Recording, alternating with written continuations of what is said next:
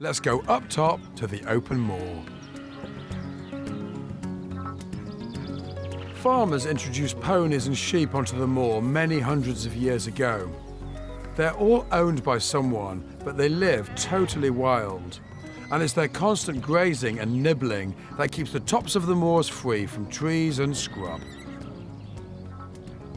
It's a vitally important job because moorland plants like heather, gorse or bilberry, which are great for insects, love the open, wild uplands.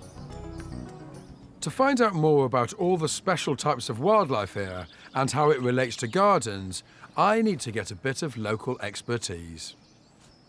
John Walters is a Dartmoor naturalist and has studied pretty well everything that moves and grows around here. Only a Dartmoor naturalist will be down on his hands and knees, pootling through Dartmoor pony dung for various critters.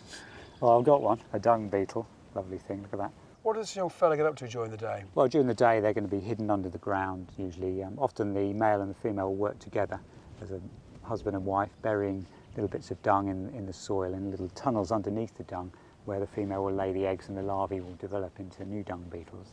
And then at night the beetles will fly off and find fresh dung because they like fresh food like us and do the whole situation again. So they'll lay eggs in a number of different dung pats around the moor. I suppose when we think of Dartmoor, looking around, this is exactly what we'd expect, you know, gorse and heather on the sides. But if we look down behind us, as soon as you drop off the cap of Dartmoor down to the valleys, it's wooded. Oh yes, the river valleys that run through, this is the River Dart down below us here, have fabulous western oak, hanging western oak woodlands along the edges of them. Well, you've done me proud with the dung beetle. Any chance of finding a few specialist critters down in the woodlands? Oh yeah, there's a few goodies down there I can show you. I'll I just let the dung suspected beetle there go.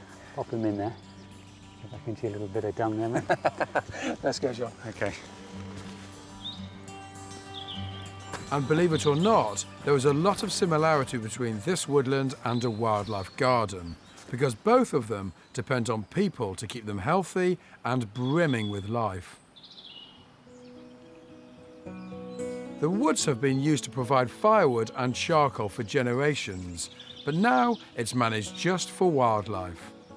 There are some real specialities here, but it can take the eye of an expert to find them. They're so well hidden. The square spot moth is only found in ancient woodland, but a close relative, the willow beauty, may well be living in your garden.